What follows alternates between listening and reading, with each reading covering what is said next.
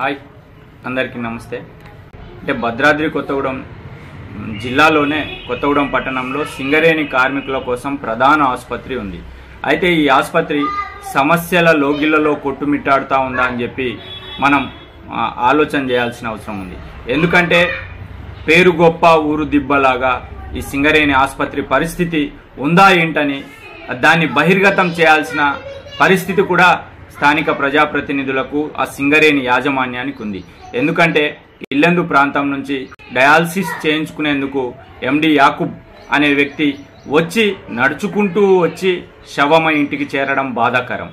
మరి అక్కడ నెఫ్రాలజిస్టు అందుబాటులో లేకపోవడం, వాళ్ళ పర్యవేక్షణలోనే డయాలసిస్ చేయకపోవడానికే ఈ కారణం అంటూ కార్మిక నాయకులు కార్మిక సంఘాలు ఆరోపిస్తూ ఉన్నాయి.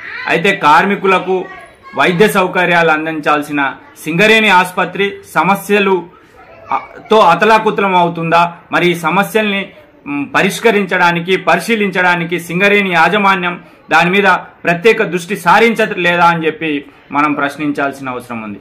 ఇప్పటికే ఎండి యాకూబ్కు సంబంధించిన ఒక విజువల్ మన దగ్గర ఉంది, అది చూడండి.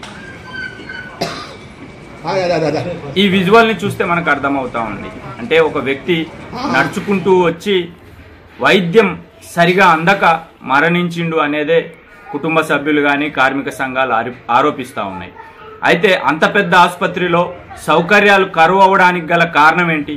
నిధులు లేవా, లేకపోతే చేసే వైద్య సిబ్బంది నిర్లక్ష్యమా అనేది సింగరేణి యాజమాన్యం ప్రత్యేకంగా చొరవ చూపితే తప్ప సింగరేణి ఆసుపత్రి బాగుపడే పరిస్థితి కనబడడం లేదు.